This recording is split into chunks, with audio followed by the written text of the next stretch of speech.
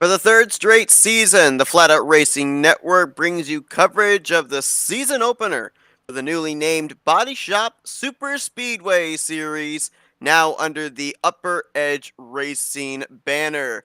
Good evening, everybody. I'm Seth Cole. Welcome here to iRacing Superspeedway. As for the first time in this series history, it is the venue where the season will kick off. Last year, it was where the championship was decided as we prepare here tonight for 55 laps of racing in the Matt Muir Designs 165.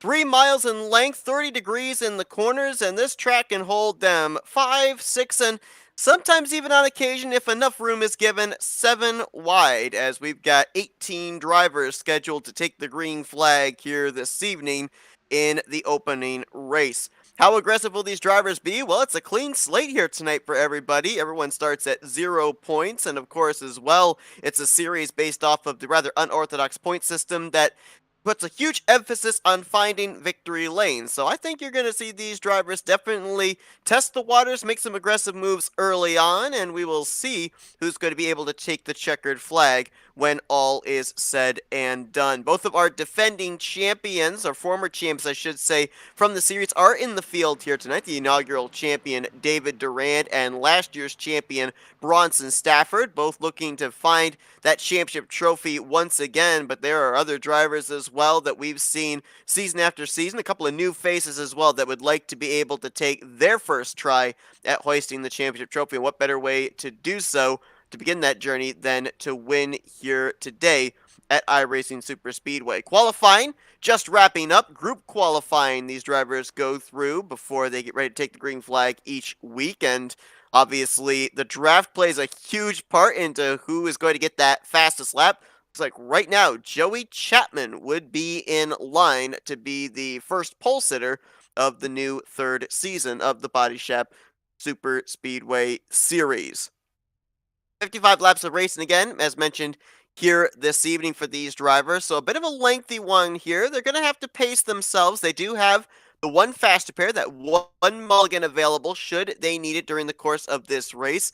We saw during the course of the past 2 seasons, drivers have to use it early out of the gate, getting involved in early incidents. A lot of them, though, were able to preserve the faster pair until late race wrecks and prepare themselves for late race restarts. We'll have to see what's going to happen in this one. One thing we know, when it comes to superspeedway racing, you can take nothing for granted. No 2 superspeedway races ever seem to be alike, as it looks like the iRacing Chevrolet Silverado pace truck is currently on the front straightaway, and the field will get ready to grid up and prepare to begin their first pace laps here of the new season. Let's show you the starting lineup for this evening's race. Chapman indeed going to get the pole position. Lightning fast lap time there of a 54.160. That was almost a full half second faster than the outside of the front row, which is going to be occupied by the 54 of Tom Bourne. Austin Greatorex, he's going to line up in third. Bronson Stafford, the defending champion, will complete the outside of row number 2. Michael Norman, who got his first career win in the series last season, he's going to roll off from the 5th position. And Robert Kenny, who is one of 4 former winners at this very racetrack, he's going to complete the outside of row number 3. In row 7, or in 7th place, I should say, row 4, is where we'll find Bill Edwards. He was very consistent last year, ended up in the season opener last year having a top 3 run. And Steve Rada, making his debut in the series, will be rolling off from position number 8 in the number 8, ironically enough. 9th place is going to be Mike Tellier, another former winner at this racetrack, and he's going to occupy row number 5 with the former champion David Durand. Only 9 drivers taking time. So in row 6 is where we'll find the debuting Sebastian Miller in the number 63. He'll be alongside of Justin Durand in 12th. Matthew Rodriguez, multi-time winner here in the series, will roll off 13th. Ty Smith, who made 4 starts last year, he'll be rolling off in 14th. A former winner, Garrett Gleason, he'll be rolling off from the 15th position, and a debuting Sean Billman will roll off from the outside of row number 8. Jason Shuey, he's going to be rolling off 17th, and Dylan Body in the number 6 will be the final car in the field from the 18th position. Looks like we got a couple of drivers that may miss the start here. The 16 of Ty Smith and the 7 of Garrett Gleason. So only 16 drivers will officially roll off the grid here on the front straightaway and line up behind the iRacing Pace truck. Mention the fact that we have had 4 different winners here at iRacing Superspeedway. All 4 of them are in the field here tonight. We'll get to those drivers in a minute, but let's talk about the track itself, iRacing Superspeedway, and the impact it has had in the past 2 seasons. We went to iRacing Superspeedway for the first time, 3rd race of Season 1. We then came back to it in the penultimate race of the season, pretty much setting up our championship picture. Last season, of course, it came back. It was the 2nd race of the season. Of course, it was the season finale determining our champion, which was Bronson Stafford, and here this season, playing host as the season opener. And we're going to be coming to this racetrack a couple of times this season as well. We're going to be back here at iRacing Superspeedway for race number 8 on April 24th, and it will also play host as the season finale this year when the champion is crowned on May 22nd. So the first time that iRacing Superspeedway appears 3 times on the schedule. The 3 former winners of this event: David Durand won the inaugural event back in Season 1. Matthew Rodriguez followed it up in the 2nd iRacing Superspeedway event back in the 1st season. And the last year, we saw Robert Kenny, who's, we mentioned, is going to be starting up pretty close to the front in the 6th position. He won the 1st iRacing event back in Season 2. And Mike Tellier won the season finale last year. Those are the 4 drivers that have taken a checkered flag here. Can they get a 2nd, or will somebody else get their 1st of their career? As the green flag is out, we are underway in the season opener, and Joey Chapman is going to lead a fanned-out, almost 3 wide 2nd place battle behind him into turn number 1.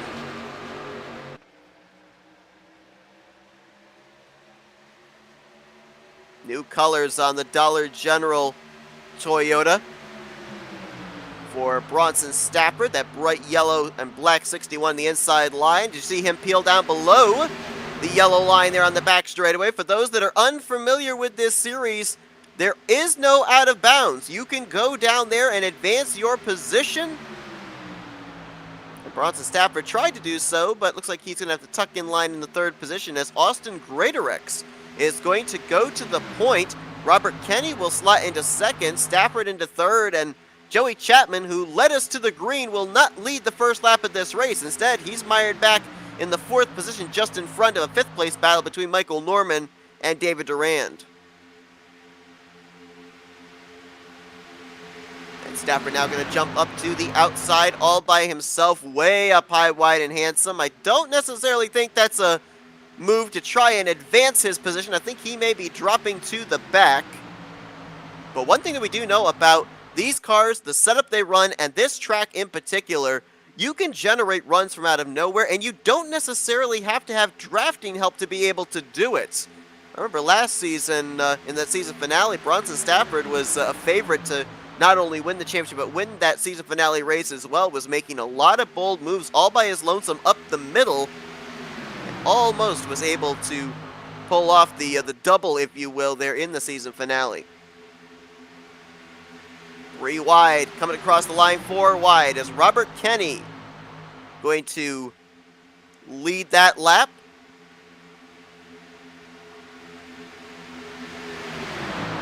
And they're going to have to hold off. David Durand on the top side got a nice run there. Did the 24 car. Ooh, got a little loose.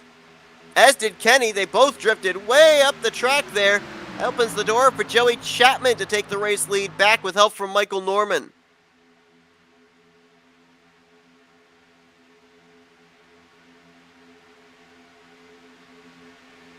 Like we were having an issue with our scoring system. I mentioned that the 16 and the 7, Ty Smith and Garrett Gleason, did not appear on our scoring system, and it looked like they didn't roll off the grid. That is incorrect. They did roll off the grid. So all 18 cars that were scheduled in this race did roll off the grid. And how about this move to the inside? That is Mike Tellier, the defending winner of this race, trying to make something happen on that inside line, but he didn't have any help. He had a big run, but he didn't have the momentum to follow it through. He tucks back in line. and around the 5th, 6th position. As Joey Chapman now with help from Steve Rada in the number 8. Going to keep himself out in front, but watch that top side. Bronson Stafford has now picked up Michael Norman. Norman, the only Ford Mustang in the entire field. Field mostly comprised of Toyotas and Chevrolets. Oh, we got contact! Up into the wall went Steve Rada. A couple of others were involved as well. Mike Tellier in the 97. And it might have just been a 2-car incident. At least only 2 cars are sitting there on the apron of the middle of 3 and 4. There might have been some others that got bits and pieces, but caution is out for the first time here today. That's some pretty good damage there on the right front, especially of Rada's number 8. Mike Tellier's got damage you can see there on the left front. Looks like that left front tire a little bit low there as well. Oh, and a lot of damage as well to the left rear. Let's take a look and see what happened here to bring out the caution for the first time today. I saw a car drift up. I believe it was Mike Tellier. And I wonder if he might have gotten a little assistance potentially from behind, or if he just got loose where he was at. Oh, actually, it was the 8 of Steve Rada making contact with, I think that's the 24 of David Durand. Oh, yeah. Bill Edwards in the 50 going to get a pretty good hit there as well. Jumped up into the air and right rear making contact with the outside wall. I think Rada just got his nose chopped off there as they were heading into turn number 3. We'll take a look here on board with the 8 car. And watch as we're on board with him. Watch to the right side. 24 of David Durand going to come in here right there. I don't know if he felt he had so much momentum he was going to clear the nose of Steve Rada before they got to the corner, but clearly there was contact and a couple of torn up race cars as a result. Early on in this thing, only 5 laps in, that incident occurring on lap number 4. And that might be a fast repair for both Steve Rada and Mike Tellier this early in the game. Let's take another look at it here. Almost wonder about Bill Edwards in that 50 car as well. You have impact to the front end of the car. Wow, look at that. Look how the 8 of Rada just jumped up in the air. Talked about that 30 degrees of banking. It's a pretty flat apron. That transition, it is huge from the banking to the apron, and that transition you saw there caused the 8 car to jump up into the air. So, a little bit more extensive damage to Steve Rada, even after the smoke had cleared. Drivers on pit road, many of which have already left. Looks like for the most part, top 5 went with fuel only. Number of other drivers electing to actually take on tires. It is unlimited sets of tires for these drivers, so they don't have to worry about preserving a set of tires for later on in the race. As we see Garrett Gleason, the leaf filter number 7, out in front. He did not come to pit road. We'll see if he's going to lead us to green, or if this may be to get a bonus point for a lap led, and he may dive onto pit road this time, which if he does, it will turn the race lead over to Michael Norman. Mike Tellier has indeed taken on his fast repair. Steve Rada has not. He still sits on pit road, however, trying to get manual repairs done to his machine. We'll see if he can stay on the lead lap. He may end up losing a lap here under caution if he stays a little bit longer, because the leaders are just now heading for the start-finish line. So Garrett Gleason does come down pit road. Saw back there Bronson Stafford coming back down. Jason Shuey in the 3 also coming back down pit road again. I would have to assume that'd be to top off the fuel tank. And the lights are out atop the Chevy Pace truck, which means we are going back green. Unlike most Super Speedway series, the choose cone rule applies through the entirety of the field. Normally, it's only the leader who gets the lane choice. Everybody else has to line up according to the position they're currently in. But everybody gets to apply the choose cone ability on the front straightaway at the start-finish line when we get the 1 to green signal. which is why you see the Durans lined up on the outside of rows 1 and 2, the similarly colored 24 and 29, really only the numbers, the difference in both of those schemes. They're going to be lined up nose to tail, and they'll see if they can work together against the duo of Michael Norman and his wingman, which is going to be the 60 of Joey Chapman. Austin Greatorex going to be on the inside of row number 3, with Tom Bourne rolling off 6th. Sebastian Miller, Ty Smith, Dylan Body, and Bill Edwards are going to complete the top 10. Keep an eye on that 6 of Dylan Body in this race. Saw him make a number of starts last season, was up at the front pretty much every race we went to that he took part in. But another thing that he's battling for here today is, of course, the bonus points for most positions gained from starting spot.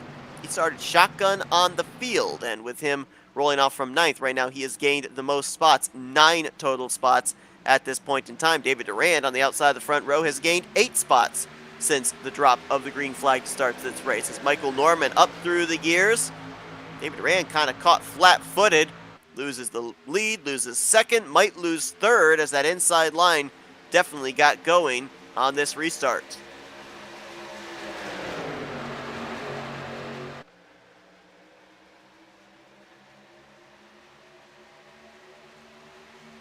Ty Smith, that bright pink Monster Energy Toyota Camry, moving up into the 4th position. And as soon as he moves up, he now moves back, as that apron can be utilized in one of 2 ways here in this series. Either to go to the front, like you see Bronson Stafford attempting there, as he kind of gets run out of room by Joey Chapman, and they made some contact. But he can also use that apron to be able to drop to the back if he so chooses. Look at Tom Bourne. I think all these guys might have lifted to make sure they gathered it back up. Tom Bourne kept his pedal to the floor, and he is going to go to the point. He will lead that lap, but he doesn't have drafting help. Now they're formulated on the inside line, and Bronson Stafford's going to lead them back to the front. He's got the car that he just made contact with moments ago, Joey Chapman helping him. There's Matthew Rodriguez in the 57. First time we've seen him in the top 5 tonight, as he moves into the 3rd spot.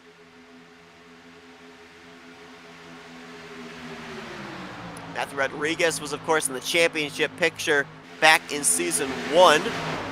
Season 2 ran all the races, but there were a couple of races where he actually decided to off-track admin, including, if I recall correctly, it was the 2nd race of the Dega duels last season. He won the 1st duel race, and so he sat out the 2nd duel race.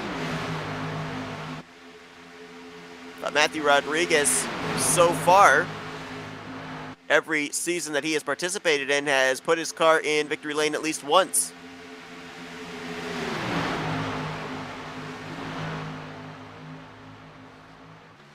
Tell you one thing I'm noticing with these guys, it's been a while since we did the previous season, so I don't recall if there was this much of a stability issue then or not. But I'm seeing a lot of movement out of these race cars, especially in the corners. That high 30-degree banking does make it difficult for drivers to be able to hold their line. The car will want to ride up. As you saw right there, the 61 moving up about a half groove higher off the yellow line, which he entered with his left sides on that yellow line when he went to turn 3. So you have to ride that banking, and it makes it difficult for these drivers to be able to line bumpers up when they get into the corners. Straightaway, it's no problem. That's Sebastian Miller.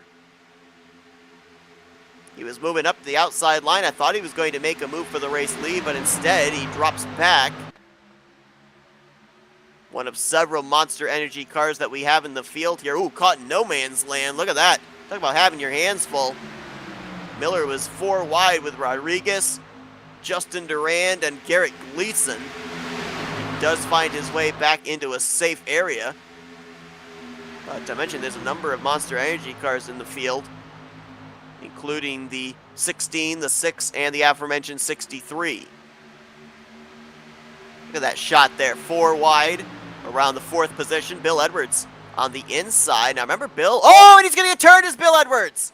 Up into Justin Durand, collects up Dylan Body. I believe Austin Greatorex was in that as well. Caution is going to fly as they're still scattered on the front straightaway. Jason Shuey's going to get a piece of it as well in the 3-car.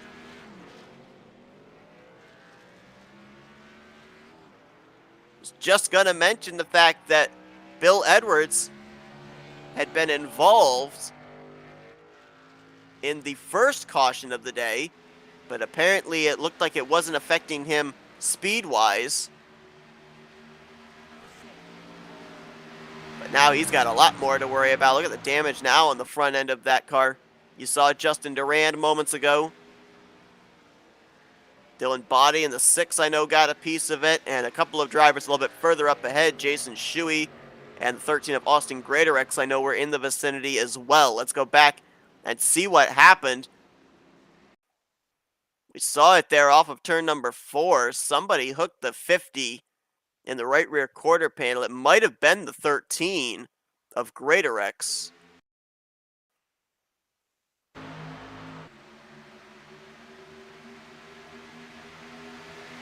Three wide for the 4th position. And it's hard to tell from that camera angle if the 50 may have drifted up or if the 13 kind of came down. Oh, wow, that's a shot there for Ty Smith in the 16. So add him to the list of drivers that were collected. So that's a good half dozen drivers at least that got some pretty extensive damage. Let's see if we can get a better camera angle there coming off of turn 4. Because I'm curious if the 50 drifted up or if the 13 kind of came down thinking maybe he'd be clear. Or maybe it was just a combination of both. See if this gives us an idea here coming off of 4. As we'll look at the cars head on. Boy, that's tough to call. You clearly could see the 13 came down about a half lane, but it really looked like if you go back and you compare the line that Bill Edwards was running coming off the corner as opposed to the car behind him, which I think was Garrett Gleason, it appeared that he also came up. So give us an idea. Let's go on board with Garrett Gleason. See if maybe he'll give us an idea of just how this contact took place.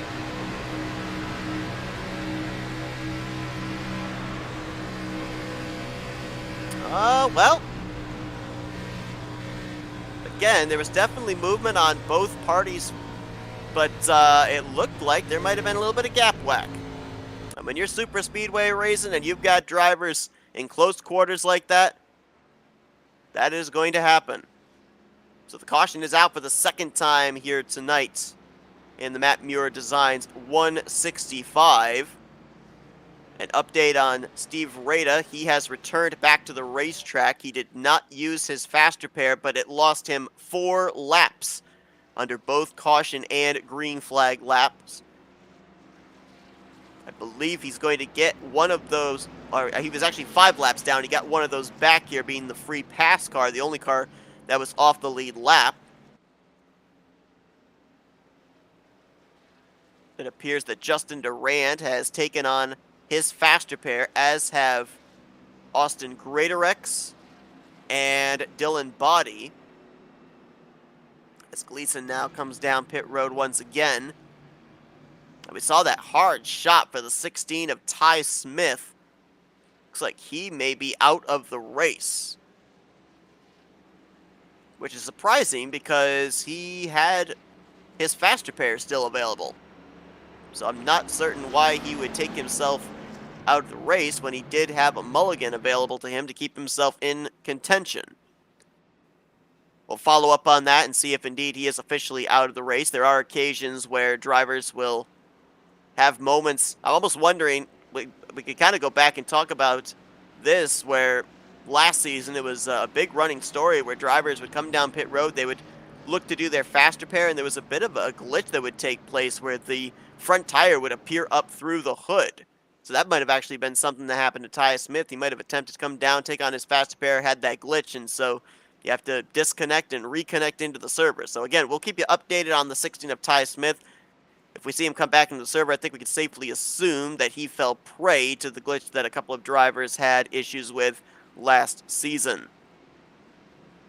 But we're getting ready to go back green as David Durand, the race leader, elected the top line here for this upcoming restart. That will put second place Michael Norman on the bottom. Sebastian Miller will line up in third, Bronson Stafford fourth, Justin Durand will be fifth, Joey Chapman in sixth, Jason Shuey, who, by the way, did not take his faster pair. Front end of that car is still pretty mangled, but he'll line up seventh, Tom Bourne in eighth, Dylan Body going to be ninth, and Sean Billman will complete the top 10. 17 cars still running, 16 of them currently on the lead lap as Bill Edwards and Matthew Rodriguez trying to catch up quickly to the tail end of the field. Green flag back in the air on lap 14. Or lap 15, that is. Lap 14 just completed. So again, to update the drivers that have used faster pairs in the first 15 laps of this race, they include Justin Durand, Dylan Body, Mike Tellier, and Austin Greatorex. Those drivers, if they are involved in any other incidents from now to the checkered flag, either their day is over or they're just going to have to ride it out to the checkers, which, in all honesty, if the engine's still running, is not a bad strategy, because if we see late carnage, those are positions and those are valuable points that you could pick up towards the championship battle. Michael Norman to the point. New colors on his number 21. As now he's left out to dry. Sebastian Miller going to go to the point with help from David Durand. Actually, the Durands line up behind him. Justin was there as well. Bronson Stafford saw a lane to the inside, though, and he's going to take it. He's going to go to the front with help from Tom Bourne. A couple of Toyota Camrys out of Sky Motorsports going to move to first and second. Pole sitter Joey Chapman trying to find a way in line there. He was trying to move to third. He'll have to tuck in to fifth, just behind Michael Norman, just ahead of Jason Shuey. Norman now jumps to the outside of David Durand, but with no help. He's got a big run, but he's got no help. Tom Bourne sees that run coming, though. He'll jump up to the top side. Not sure if he's trying to pick up the draft of the 21 to make a move for the lead, or if he was trying to throw a block for his teammate. Either way, it didn't work for him moving forward, at least not yet, as he's going to lose a spot to Joey Chapman. David Durand taking a look there. Your two former champions right now running first and second. Here's a look back from Bronson Stafford. Watch how close Joey Chapman's going to get to his back bumper here down the back straightaway. They push, they shove, anything they can do to get their lines moving. There you see Tom Bourne still on that outside line. Well, he had Michael Norman, but Norman I don't think likes what he's seeing. He jumped up to the third lane, and instead it'll be Mike Tellier who's going to tuck in behind Tom Bourne in that second lane.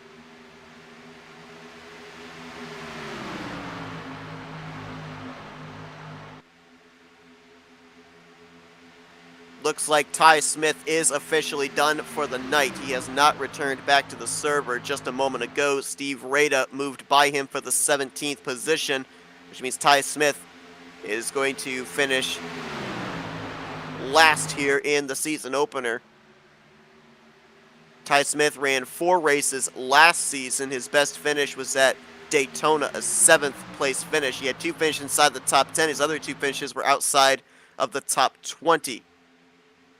And one thing that we know for certain in this type of series, mentioned it at the top of the show, the point system puts an emphasis on wins, but even more so into the case of what we saw last year out of Bronson Stafford and even the year prior out of David Durand. They found victory lane, but in the weeks that they didn't, they still consistently finished up inside of the top 5. Consistency is rewarded in this series. If you're going to win the championship, not only do you have to put your car in victory lane, but you have to be consistent week in, week out. Tom Bourne wanting that second lane to work. And he's making some forward progress there. Got some help from Mike Tellier still. Inside line, though, has more cars, and Robert Kenny taking a look down there. Ooh, he's trying to get to the inside of Joey Chapman. Chapman not giving him a whole lot of room. I don't even think that Kenny had enough of a run to stay alongside. So he'll tuck back in line. Mentioned Robert Kenny, a former winner at this racetrack back in Season 2, winning the first trip here to iRacing Superspeedway. Might have gotten Chapman a little loose there, moving him up the hill. Now he has a lane, and Bronson Stafford sees that. He moves down low. Look at Tom Bourne, though. And Mike Tellier on that outside line, locking bumpers. Great momentum down the front straightaway. I think Bourne is clear for the lead. He does not pull down in front of Bronson Stafford. Instead, stays up with the car that helped bring him to the front, Mike Tellier. See if they can keep hooked up again here down the back straightaway to get the 97 cleared. Kenny all over the back bumper of Stafford. But I think the top side's clear on that inside line. No, they're not. Not clear. And you saw there Mike Tellier have to jump up high on the 54. You can only push for so long with these cars. When they lock up really good, and they produce a lot of speed. But that second car in line, if he stays locked up too long, the water temps are going to peg, and he runs a chance of blowing the engine. Whoa, what a shot there from Joey Chapman to the back of Bronson Stafford. Got him squirrely as Michael Norman had a big run on the top side, and I think everybody may have just feathered the throttle a little bit, thinking that that 61 was going to go around. Nice save there by Bronson Stafford. Sometimes there's a bump, and sometimes there's a all-out shove. And that was a shove.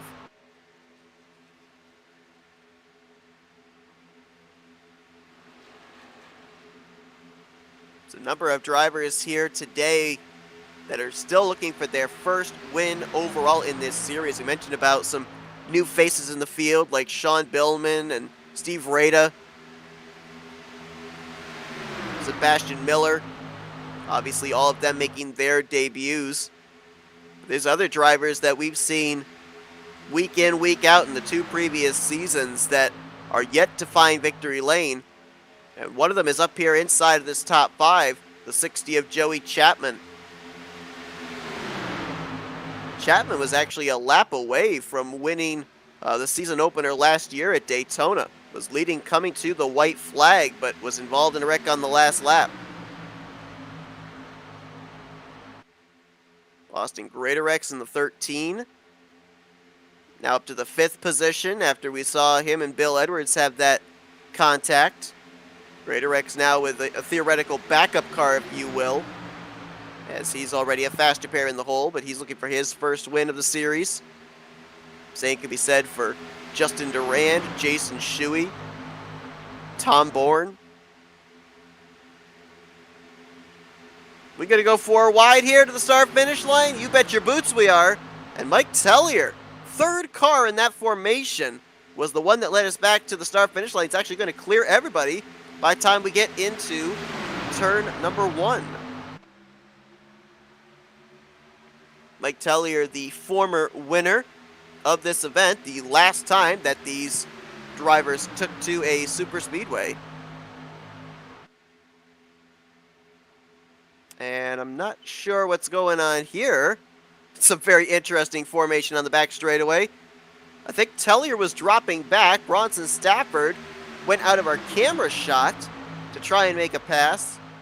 That was, I think, the lowest I think I've seen a driver go to the inside here at iRacing Superspeedway to try and attempt to make a pass for position. It didn't work out, but it certainly was interesting to see.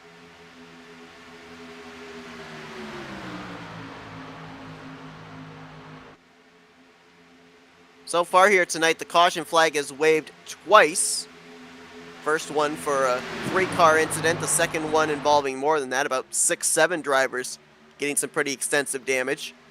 But since then, we have been clean and green, and we are actually almost halfway through this race. So even despite the fact we've run a few laps under pacing with the yellow flag out, this race has really flown by. And now this is where we're starting to enter into the point where drivers may have to start thinking about pit strategy, because these drivers have a 75% capacity in terms of their fuel tanks.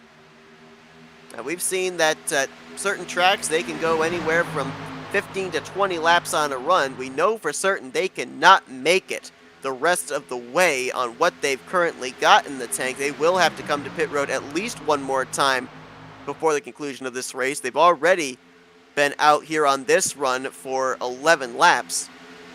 So there's no way they can go 42 laps on a full tank of fuel.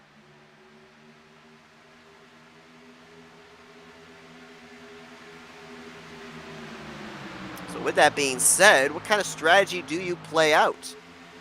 Do you elect to come to pit lane as soon as the fuel window opens, run the risk of a caution coming out, and maybe losing a lap? It's very unlikely that you would lose a lap here before the pit stop cycle completes, especially with the fact of the length of this racetrack, 3 miles in length, even longer than Daytona and Talladega, tracks that we'll be going to further on here in the schedule.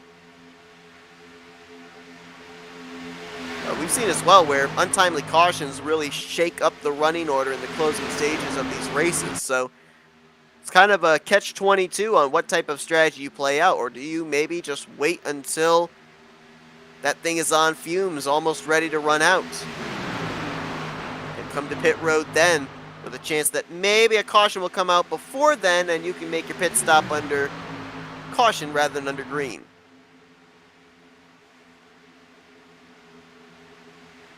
Some great battling going on here at the front of the field, but there are a couple of drivers that might be in a little bit of trouble, that have lost the draft, one of which is the 57 of Matthew Rodriguez, who, if you look there, appears to have some damage on the right front. Now, I don't remember seeing him involved in either of our 2 cautions, but he has sustained damage in some way, somewhere, and it is got him currently 46 seconds behind the race leader. There you see Bill Edwards as well in the 50 car. So these are 2 drivers that are hoping for a caution to come out because they both still have a faster pair available to them. Incredibly enough, Bill Edwards 2 for 2 in being involved in wrecks here today, and he has not taken his faster pair on yet, trying to preserve it until the very end. They obviously really want a caution to come out. Another driver, Steve Rada, would love to see a yellow flag as he's now back to 5 laps down. He's the only car off the lead lap, and he would get the free pass should we see a yellow flag. Bronson Stafford with a big push from Tom Bourne. He will go back to the point. Tom Bourne, though, not going to tuck in line with him. Instead, going to side draft down the front straightaway.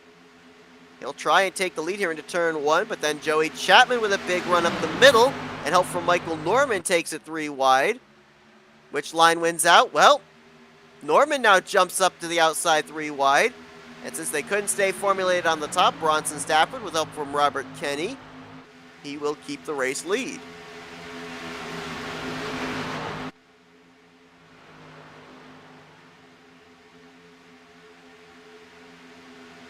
Couple of stragglers here at the tail end of the pack. It looks like they might still be in the draft. Dylan Body in the 6. Sean Billman in the 06. I think they are still okay. Yeah, looks like they still have the draft. So we have 14 cars right now up in this lead pack. And if my scoring is correct, we are only about maybe 2 laps away from Matthew Rodriguez and Bill Edwards getting trapped a lap down in the green flag conditions. They're only running about maybe 5 seconds ahead of the race leaders. Wow, what a stack up there. As the 60 of Chapman got a big run on Bronson Stafford with help from Mike Tellier and had to check up a ton. We're going to go 4 wide down the back straightaway. Mike Tellier with help from David Durand is going to go to the front. That's about the 3rd or 4th time that Mike Tellier has been in either a 3 or 4 wide situation, and he's been the car that's had the momentum to be able to pick up the positions. Talk about being able to see the air. Well, I think Mike Tellier is able to see the air because he's able to figure out how to generate the run and keep the momentum going.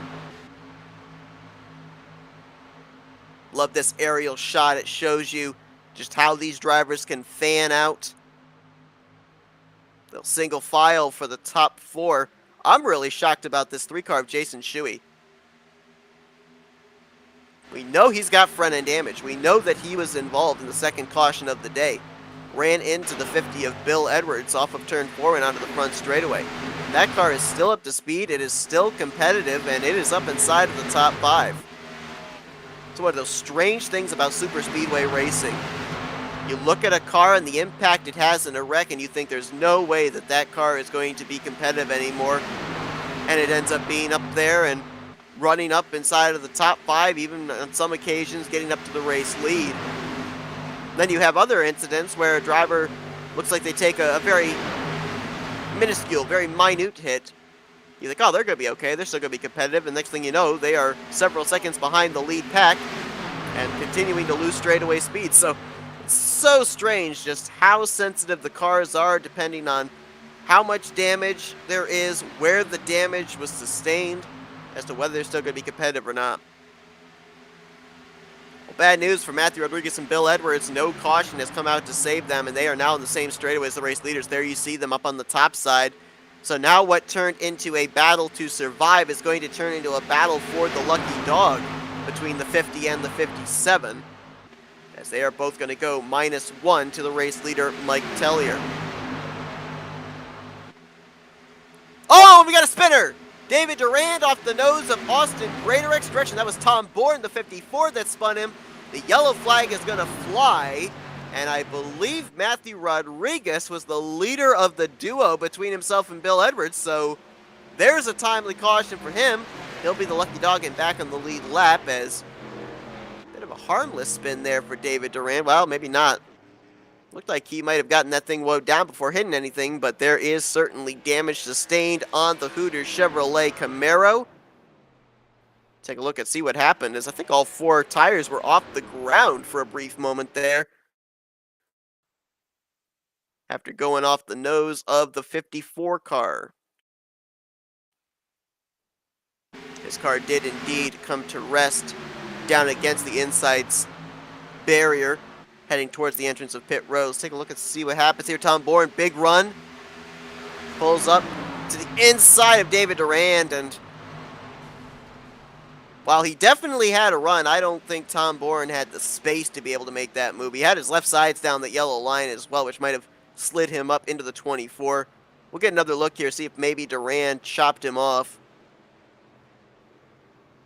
But the Season 1 champion bringing out the 3rd caution of the day past the halfway point, and now we're going to have to do a little bit of crunching of numbers here, but these drivers were on lap 18 of that run, and we'll be going back green somewhere in around 18-19 to go. So I think, I'm not certain, but I think this is the final pit stop of the day that these drivers will have to make.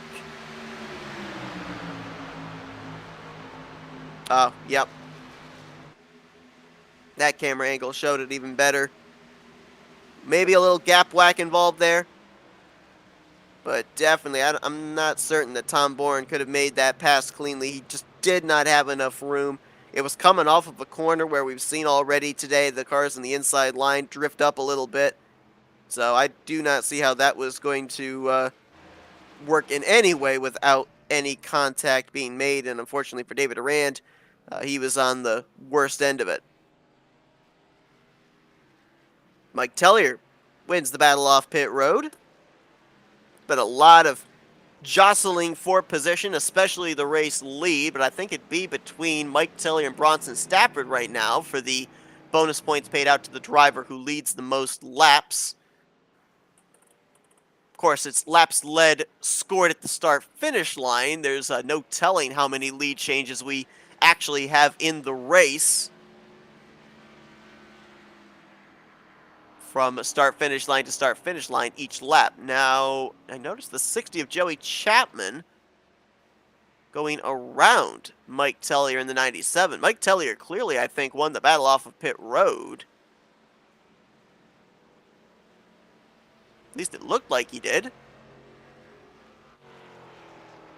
But instead, Joey Chapman going around him. So I guess Joey Chapman did win the battle off pit road. Of course, getting that number 1 pit stall can be very important with your launch on exit. And it might have been the difference maker into Chapman being our race leader when we get ready to go back green.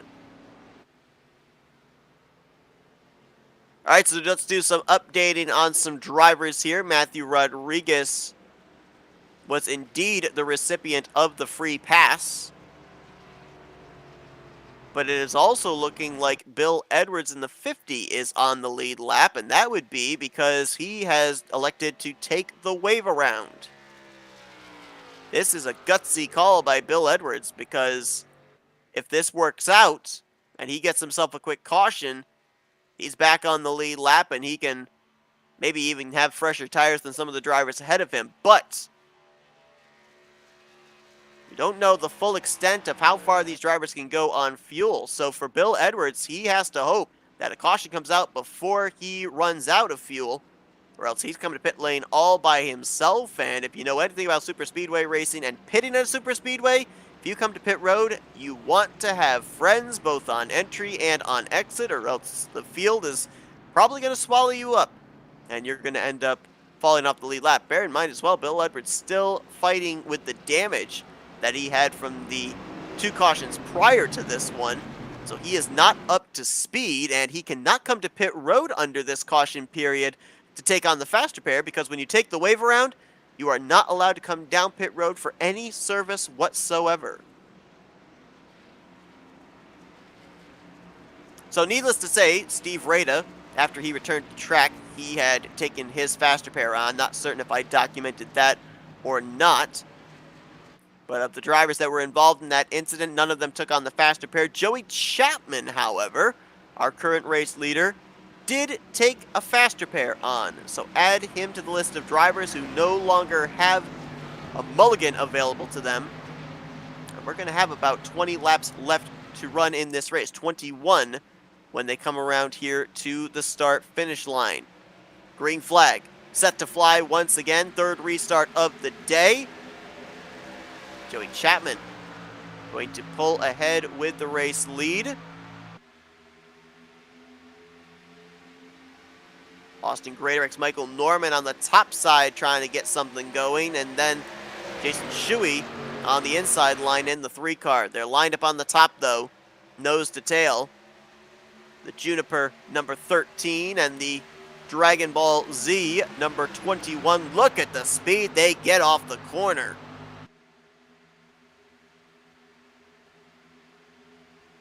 Big move there by David Durand up the middle with help from Justin. Or correction, that's Justin with help from David. Again, like I mentioned, hard to tell these 2 cars apart except for the car numbers. But that is Justin out in front. And I mentioned the fact that Justin Durand has run almost every single race in the past 2 seasons, but has yet to find victory lane. He's got David behind him. Could he be looking at his first career win in the series?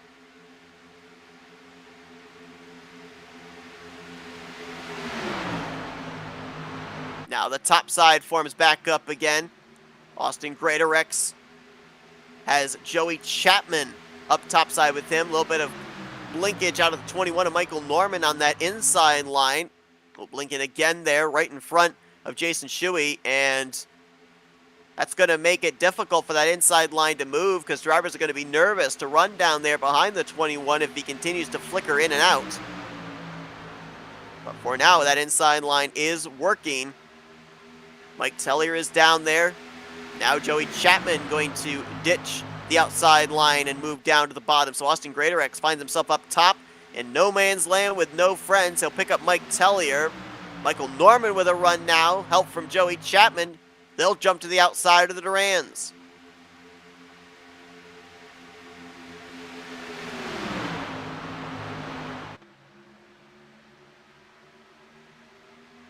Keeping an eye on the 50 of Bill Edwards, seeing just how long it's going to be before he may have to hit pit road for fuel. He is hoping that these drivers, sooner rather than later, have a problem, have a caution come out, and give him the opportunity to remain on the lead lap for the closing stages of this race. Ooh, man. Joey Chapman, a lot of movement there behind the 21. Got awfully close to that left rear quarter panel of Michael Norman. Made me a little nervous there going into turn 3, but looks like he backed off of it, realizing the situation as well. Watch for Greatorex up the middle. There you see, making the run, generating the run all by himself. Norman sees it coming. He's going to pull down in front of Greater X. Michael Norman getting his first career win of the series last season in the second of the 2 Daytona duels. If we take a look at the schedule for this season, of course, the 3 mainstay super speedways on the iRacing sim, like we've seen the past 3 seasons, are where we're going to be going. iRacing Superspeedway, which we're at here today, Daytona, a couple versions of Daytona, and Talladega are where these drivers will be in the course of 12 races. Next week, they'll be heading to Talladega. Then we go to the current version of Daytona for week 3, week 4. We're back to Daytona, but the bumpy 2008 version, which always is an interesting one. You know, drivers have to work for wins when they're not only battling each other, but they have to battle the track conditions as well. How about Dylan Body in the 6 car up the middle? First time we've seen him up towards the front all day long. Started shotgun on the field. Was involved in the last caution. Or, I'm sorry, correction, second caution of the evening. Had to take on a faster pair, but now he's up here in the hunt, and I thought I saw, yes I did, the 57 of Matthew Rodriguez has now worked his way up here. The second position, pushing Joey Chapman to the race lead. Now remember, we saw the right side damage on the 57. He still has that. He got the lucky dog. He did not take on his faster pair. That car still looks like it's awfully competitive, so I'm really curious of what might have happened to him that had him lose the draft. The only thing I can think of is maybe that right side damage sustained, maybe getting forced up into the outside wall, but being able to keep it straight under the last green flag run, scrubbed off all that speed, got the damage from making contact with the wall, and maybe that's why we end up seeing him as far back as he was. Of course, lost a lap just prior to the most recent caution, but being the first car 1 lap down, got the lucky dog, and back in the hunt here.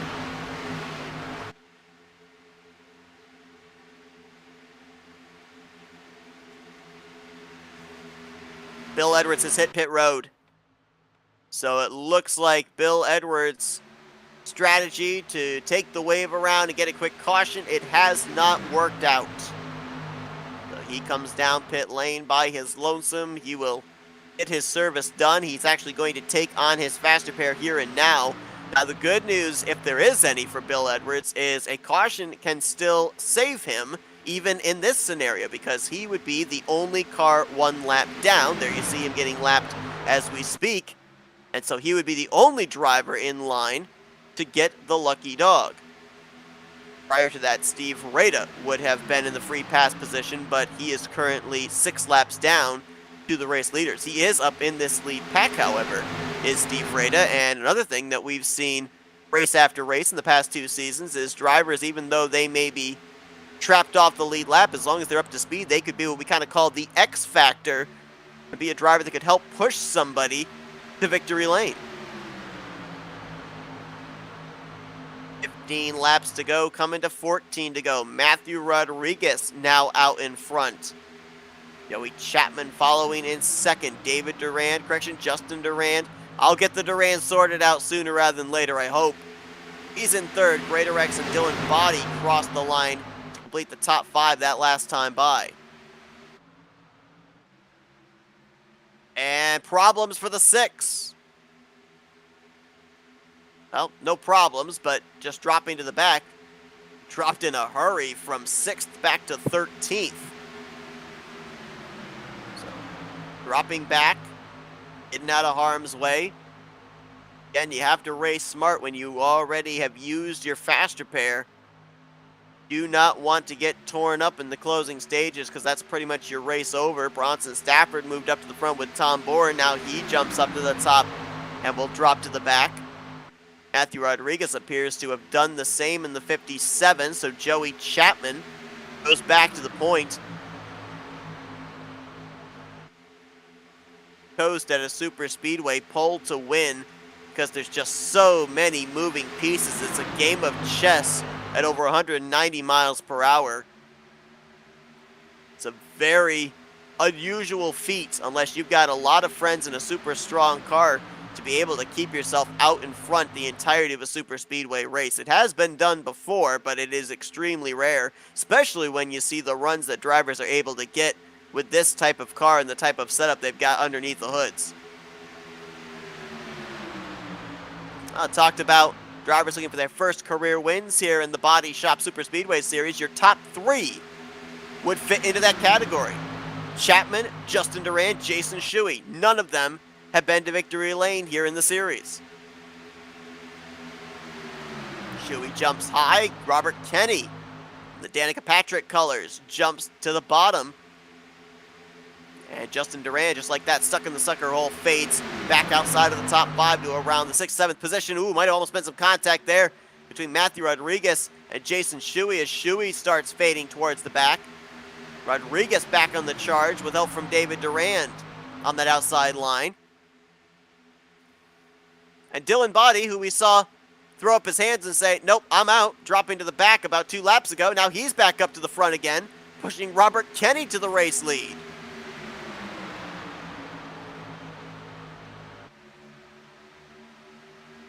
Joey Chapman a little loose there, a little squirrely, third car on that inside line. Ooh, he takes a peek to the inside of Dylan Body for second place off of 4, little contact maybe there.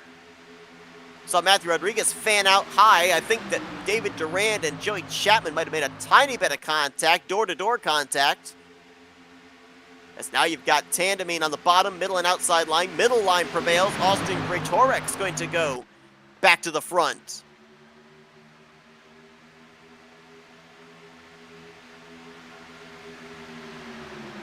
I have to look and see. I believe this is Austin Greatorex's debut. I know he didn't run back in Season 2. I cannot recall if he ran back in the inaugural season or not. No, he did not. So this is indeed the official first start of the series for the driver at the 13. Ooh, David Durand thought about it.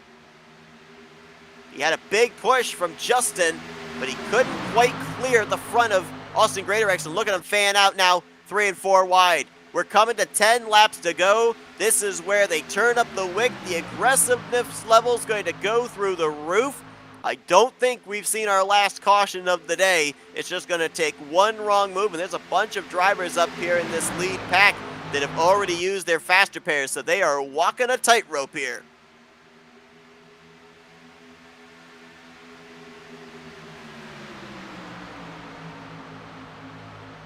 Fan out 3 wide again. No help for Kenny on the bottom. Now he picks up Jason Shuey. Michael Norman, absolutely no help in the middle.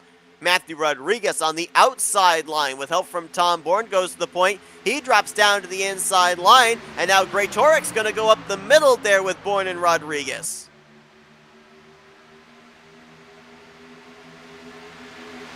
How things looked a little nerve-wracking a couple of laps ago. They settle out a little bit. As soon as I say that, though, we're back to 4 wide.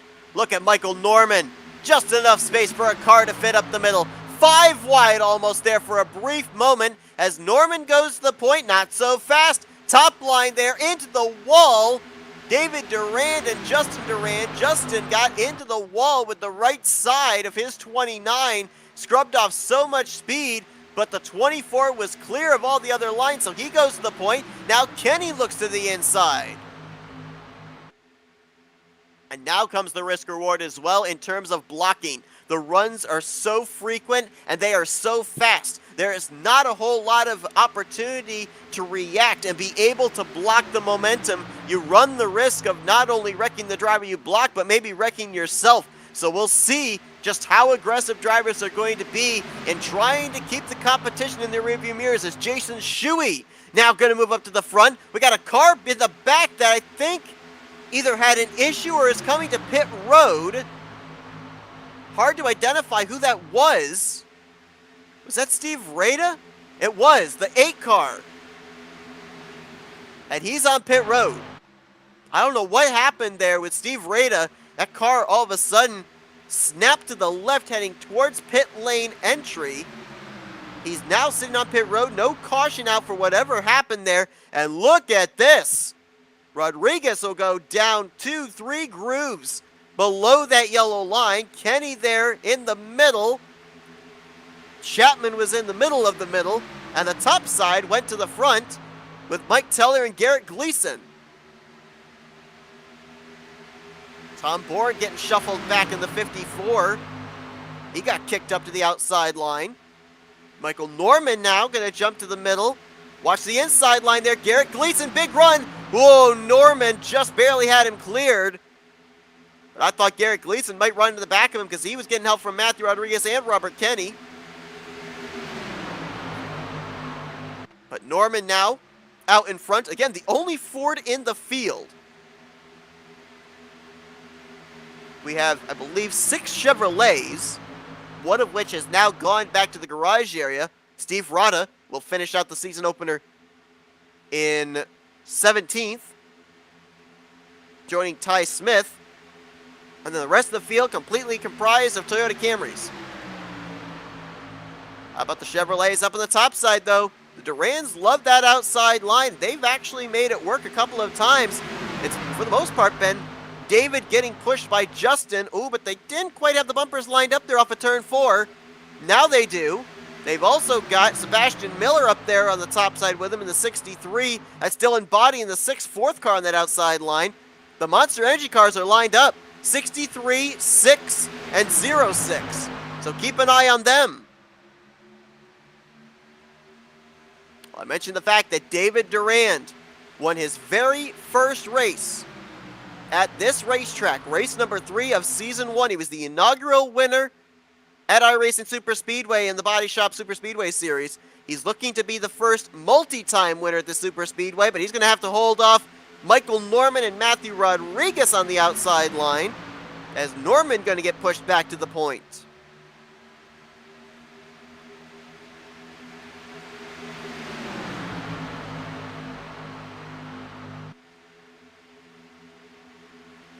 "15 drivers on the lead lap. All 15 drivers are up and in this lead pack. Keep an eye on the 54 of Tom Bourne, the 61 of Bronson Stafford, and the 10 of Robert Kenny. They are losing a little bit of touch with the lead group, but if they can get lined up, they're going to have a heck of a run in the final few laps of this race. Also remember, we've got 4.5 scheduled laps to the finish, but we do have unlimited attempts at overtime green-white checkers, so the next flag we see may not necessarily end this race unless they make it back to the white. Michael Norman just trying to hug that yellow line, but here comes the top side. Joey Chapman with help from Matthew Rodriguez. They're going to have Garrett Gleason as well, third line forming. That's Sebastian Miller and Dylan Body. They've lost their other Monster Energy car, the 06 of Sean Billman. I don't think they need that third car. They made a lot of hay there on that top side. Lose momentum there the longer way around the racetrack through the corners, but they have some tremendous straightaway speed.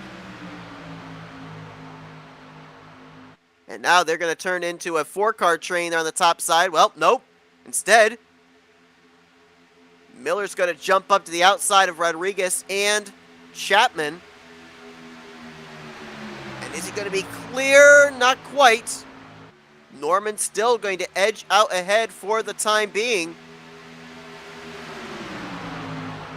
Miller and Body have picked up Billman, though. Now 3 of the monster cars on that outside line. Watch the run they get here down the front straightaway. Chapman and Rodriguez hoping somebody jumps up there to that second groove to help them out. Nothing yet, as most everybody else staying committed to the bottom. Gonna be 9 miles left in regulation here. Michael Norman looking for his second career win. David Durand would be looking for, I believe it would be his 4th. Nope, correction, it would be his 3rd. And Justin Durand, Joey Chapman, Jason Shuey comprising the rest of the top 5. They're all looking for their first. It's like unless we have a caution come out here, Bill Edwards, trapped a lap down, will be finishing 16th here in the season opener. A far cry from where he finished in last year's season opener when he was second place to teammate Ryan Hesgard. And we might put that in air quotes, bold, italicized, what have you, make it back to the white flag. We'll see what happens here in this upcoming 3 miles. As a lot of drivers fanning out, trying to find their dancing partners for what might be the final lap of this race. Mike Tellier and Joey Chapman out up the middle. Bronson Stafford, remember I told you, keep an eye on him and Robert Kenny. They were going to have a big run. Well, here they are along with Tom Bourne. Chapman clear for the lead. Tucks down in front of Michael Norman. Looking to go coast to coast in the season opener is Joey Chapman. Double wide all the way back through the field, coming to the white flag. We will end this race in regulation. Joey Chapman leads us to the white flag. Michael Norman second. Watch the top line. It's Mike Tellier leading that outside line. He's got help from, I believe that is the 54 of Tom Bourne. If you're Michael Norman, when do you make your move? Where do you make your move? Tom Bourne gets into the back of the 24, almost wrecks him off of the second corner. Michael Norman staying committed, looks. Dylan Body's going to go to the apron. That's not out of bounds. Contact! Chapman hard to the wall. Several drivers involved, 6-7 cars involved. Back up to the front. Dylan Body by his lonesome. Look at the push. Robert Kenny to Bronson Stafford. Stafford's going to have a big run out of turn 4. Does Kenny stay with him or does he make a move? Stafford throws the block on Kenny. Kenny tried to get the left rear quarter panel, but Bronson Stafford, the defending champion, will start out Season 3 of the Baadteshop Superspeedway Series with a victory in the Matt Muir Designs 165 at iRacing Superspeedway. I want to remind everybody that Bronson Stafford, with 3 laps to go, was running in the 11th position, almost a second and a half behind the race leader. I told you they were still in the draft. They were going to have something at the end, and he, along with Robert Kenny, hooked up on the final lap. Nobody had anything for the momentum that they had through 3 and 4. Kenny tried to step out on Stafford coming to the line, but Bronson Stafford's rear bumper just a little too big, and you can see how the back bumper is pushed in. So Kenny was shoving the 61 there in those closing stages. And Bronson Stafford, who in both of the iRacing Superspeedway series, Superspeedway races last year, was up at the front, led a bunch of laps, but was never able to close out the deal, finally is able to check off iRacing Superspeedway on the list of tracks that he's been able to take a checkered flag at here in the Baadteshop Superspeedway Series. Burning it down here today is the driver of the Dollar General Toyota Camry out of Sky Motorsports.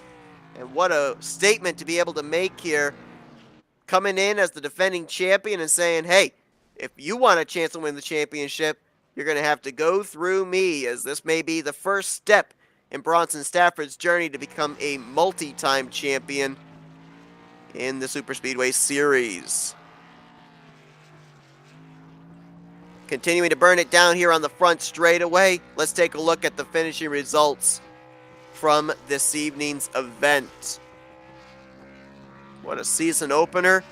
No overtime for these drivers. They kept it clean all the way to the white flag, and then we saw all heck break loose on the final lap of this race. We will be going back and taking a look at what happened there on that final lap. But you can see here a lot of drivers 19, 20, 21 seconds back. They were the drivers that were caught up in the incident and all basically scrambled to get back to the start-finish line to finish in whatever position they could. The drivers that got through all of that, though, benefiting with finishing positions up inside of the top 8.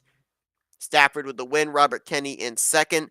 Dylan Body's going to get the bonus points for best improved finishing position from his starting position. Started 18th, finished 3rd, so a plus 15 in improved positions today for the driver of the 6th. Garrett Gleason kept his nose clean all day. He'll bring it home fourth. Michael Norman, who was second, I believe, when we took the white flag. He's going to bring it home with the top five in fifth. Sean Billman will be sixth. Jason Shuey will be seventh.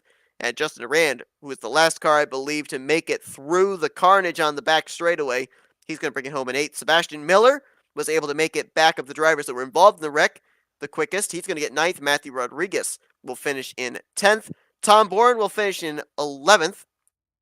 12th place is going to be Mike Tellier.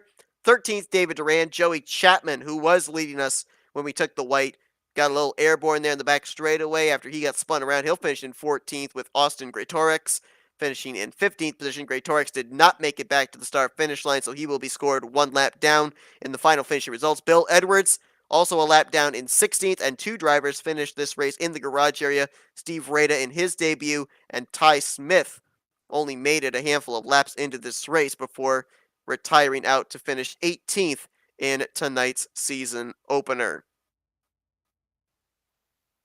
Well, next week, these drivers will prepare themselves for the not quite so high banks as iRacing Superspeedway, but high banks nonetheless of Talladega Superspeedway. But it's time to now go down trackside and see if we can talk with some of our top three finishers here this evening. And why don't we kick things off with the guy who brings it home in P3 here tonight, Dylan Body. Hey Dylan, Seth up here in the FRN booth. You got me? Yeah, I got you, buddy. What's going on? Well, man, I'll tell you what.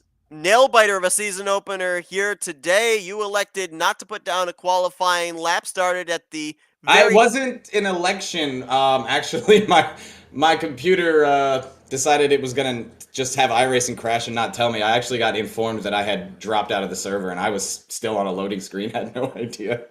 Okay, so we get that little bit of inside information. But, man, I mean, you know, you're kind of back there seeing all the action happen ahead of you. Saw a couple of those early cautions take place ahead of you. I mean, how aggressive was it from the driver's perspective out of the gate? Because, obviously, 55 laps, a pretty lengthy race here at iRacing Superspeedway, and you don't really want to tear your equipment up early on in the going.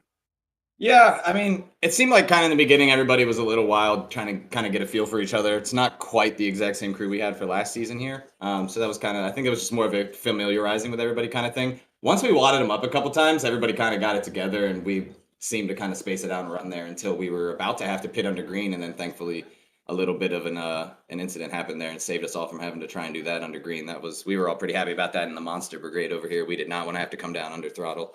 And not wreck coming onto that apron interchange there, you know, the banking's so severe here. Yeah, obviously we saw you and the other monster cars all working together there. Looked like you guys had that top side working pretty well there in the closing stages of this race. I mean, what little more did you guys need to have? Because it kind of looked like everything you would gain in the straightaway, you then would lose on the higher lane when you got into the corners. Yeah, honestly, if we could have we had another guy who was supposed to be here, but he had some things come up and he couldn't make it. If we could have had 3 or 4 of us wound up like that instead of just, 2 or 3, I think it would have been a little better. But just, it's so wide here. The bottom's just so much faster. Even if the car bogs down a little bit, you can't really keep up with those guys. If, they have, it's a couple 100 feet shorter in the corner, I'd imagine here to be 2 lanes down. We definitely wanted to make the outside work. Towards the end there, I kind of got fed up with it, and I dove back down to the bottom and went to Old Faithful. Last season here, our second round, I kind of just stayed on the yellow line and told myself if anybody gave me half a lane by the end of the straightaway, I would make it a whole lane, and I would take it. And that's kind of the strategy I played there at the end, and then got a little risky with it even and went on the apron on the back stretch. Was really nervous that it was me that had gotten into Joey there, one of my Kentucky natives, I believe, one of my buddies down there. I didn't want to get into him, but it looks like on the replay it was him and the 21 got together. It wasn't me. So that was good. That made me feel better. I thought I might get away with stealing one. Definitely didn't want it to happen that way if it was me that caused the wreck, though. So I don't know. The outside lane here wasn't working. We'll have to see if we can get it done on the other tracks, though. Now, as you alluded to, it's not the first time that we've seen you in the series. Saw you make a handful of starts last year. But, I mean, how important in a series like this is it to kind of have the pendulum swinging in the right direction with a good finish in the season opener as far as the momentum for the rest of the year? Yeah, definitely good. It was nice to see that me and the team cars kind of got to stay together. That's what we need. This is obviously going to be a who's your friend type of series, obviously running all these plate type races. Definitely want to know that I can work good with my guys, and it was nice to see that, and definitely cool that we all got to start off pretty good. Everybody was mostly happy. Not a lot of everybody was too upset. Ty kind of got wrecked and beat up on in the beginning there a little early, and he didn't really stand much of a chance, so he wasn't in a great mood. But it was definitely nice to have everybody kind of start off on a good foot, and hopefully we can keep it rolling here next week. Certainly a great way to start off your season here. Podium finished third place today at iRacing Superspeedway, so congratulations on that. Best of luck next week, and now we'll give you the opportunity to thank some sponsors and do some shoutouts. Yeah, I mean, obviously, got to thank the guys at Monster. That's kind of our lifeblood over here. I drink that stuff every day on the way to work. I would be less of a human being without it. Shout out to Toyotas and the 2015 Camrys. This is the superior Toyota Camry in my book. I love the way these things look. Super glad we get to come out and race them a little bit. And I mean, thanks to you guys here, Flatout, everybody for putting the show on. Love what you guys do. Super excited to be getting to work with you guys more in the future here with our Cup Series merger deal that we got going on here and coming up here in the near future. But other than that, just thanks everybody for tuning in. Thanks to Matt Rod and who was the other name? Mike? Yeah, Mike for putting this on. Those guys do a lot to get all this organized. I appreciate it. And thanks to everybody for coming out. Solid group here. A little squirrely in the beginning, but that last green flag run was super impressive. You always love when you can have that here. Absolutely. Well, that's Dylan Body. He brings it home third place in the season opener here for the Baadteshop Super Speedway Series. Congratulations once again. Best of luck next week, and hopefully we get to talk to you maybe in Victory Lane next week. I sure hope so, guys. Thanks. All right, so we get our second place finisher, Robert Kenny. Hey, Robert, Seth up here in the FRM booth. You got me? Yeah, I got you. All right, well, I'll tell you what. 4 drivers coming into this race had previously won at this racetrack, you being one of them. You come up 42 one-thousandths of a second short. Man, I thought you timed that move perfectly. I thought you might be able to get the side draft and get him at the start-finish line. What little more on your end did you need? I think I just need to be a little more decisive going down further because I left just enough room for Bronson to come in and get his bumper on my right front. Instead of turning him, which maybe I should have for the win, but whatever. I turned even further down after jerking it, so I probably shot some of the my momentum off the car and gave him just enough of a shove to stay in front of me for him to get the W. Now, obviously, we saw in the early going a couple of cautions come out, and drivers have to already utilize the faster pair. But we also had a number of drivers here today that kept their cars pretty clean, you being one of them. I mean, how important was it for you in the closing stages, not knowing if we were going to finish this thing under regulation or maybe go into one of those overtime green-white checkers, to know you had that mulligan available? Did that give you a little bit more freedom to be able to make some aggressive moves? You guys had that late race charge? Oh yeah, it took a lot of weight off my shoulders knowing I had a free backup car waiting for me if something had happened. Like my methodology for super speedways, it's always get the car to the end first, and then you can go for the win.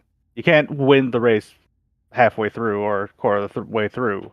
You've always got to make it to the final lap before you can win. And if the car is wrecked on the final lap, you at least made it through the whole race.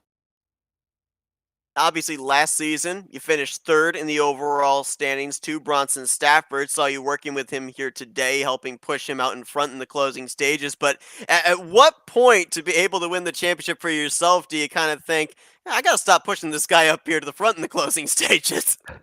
Yeah, I do gotta stop pushing him if I want to eventually win that championship. But he's stupid good at super speedways.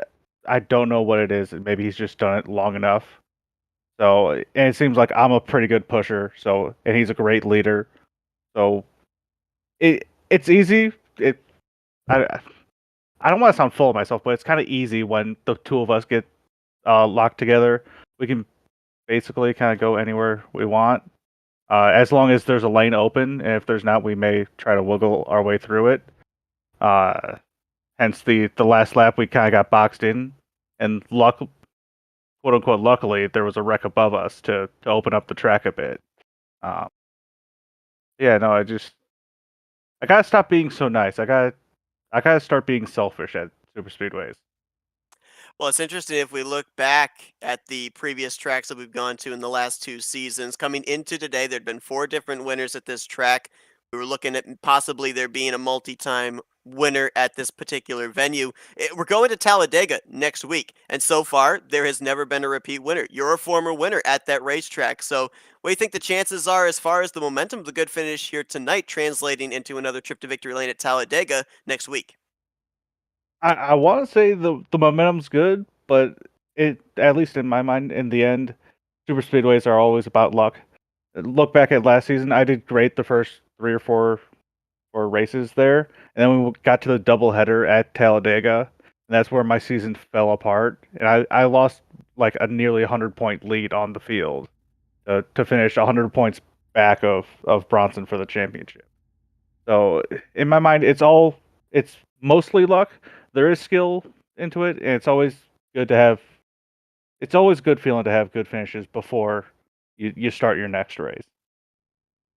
Absolutely. We've seen consistency, momentum. Of course, trips to victory lane have been the key factors into the championship of the last two seasons. But, Robert, a great way for you to open up the third season of the Baadteshop Super Speedway Series. Second place here today at iRacing Super Speedway. And now we'll give you the opportunity if there's any sponsors you want to thank out there.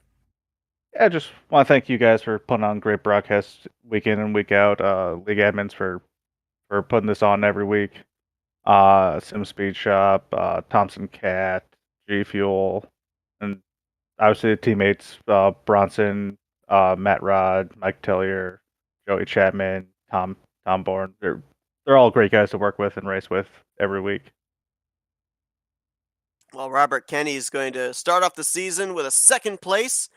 Congratulations on the great performance there, Robert. It's a great job keeping that car clean, and maybe we'll talk to you next week, hopefully in victory lane. Yeah, hopefully. See you guys next week. Mention the fact that we have so far in the races that we have run in the past two seasons at Talladega, we have never had a repeat winner. Well, one of the former winners at Talladega from last season is the guy we're going to be talking to now in victory lane, the defending champion of the series, Bronson Stafford. Hey, Bronson, Seth up here in the FRM booth. You got me? I gotcha. Well, man, I'll tell you what. Last year, you went to victory lane at Talladega. You went to victory lane at Daytona. Couldn't quite get to victory lane at iRacing Super Speedway. Well, check that one off the list. I'll tell you what, a lot of times people look at the defending champion coming into a season opener, wonder if they fall into a little bit of a slump. No slump there. You find victory lane in the season opener. I mean, what kind of a statement victory is this here tonight for you, especially coming into this season, maybe as a public enemy number one, everyone eyeing you as the threat to maybe win the championship again? I don't know. It's such a wild point system. It just feels good to come out and have a good night, honestly. I've missed the series. It's such just a fun series to run in just because there's so much that you don't have to worry about. It's just a super speedway. You can go really fast. You can do whatever you want to do. And I think that was really on display tonight, how many times myself and Kenny and Tom and Austin would drop to the back and come flying back through. It's so much fun to do. I definitely think there's a little bit of a target. Dylan was talking about why him and his team kept asking why I kept dropping to the back, and he was like, he just does that. That's what he does, and so I think there's a little bit of a target. I think people are watching now and figuring out that it works, and there's some fun to it. So going forward, I don't think it'll be as easy to run through the fields or whatnot. I think there'll be a little more people doing it, more lines and whatnot. But no, it's fun. It's always good to win. You alluded to the ability to be able to get runs. We talked about with this type of car and this type of setup, how the runs seem to generate from nowhere and immediately can go from the back to the front. This is the most spacious super speedway we go to on the schedule. Obviously, a brand new season. Everybody kind of starts with a clean slate. So were you able to feel like a different kind of energy when the green flag dropped here? Everybody kind of right out of the gate wanting to test the waters of what they could do?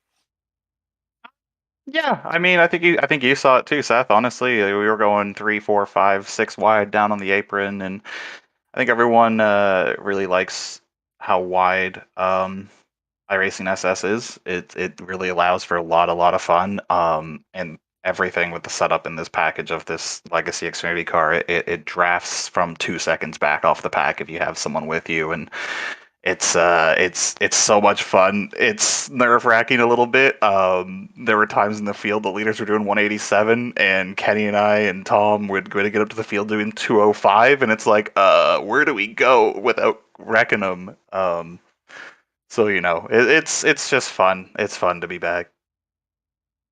Obviously, next week we're going to Talladega Superspeedway. I alluded to the fact that when Durand won his championship back in season one and you won your championship last season, it came down to really two things. It came down to obviously finding victory lane. This point system rewards race wins pretty handsomely, but also the race that you don't win being consistently up inside of the top five. And both of you were able to do that in your championship seasons. So, with that being said, do you already have a mentality for Talladega heading into next week, or are these super speedway races kind of a play it lap by lap based on the situation? I don't know.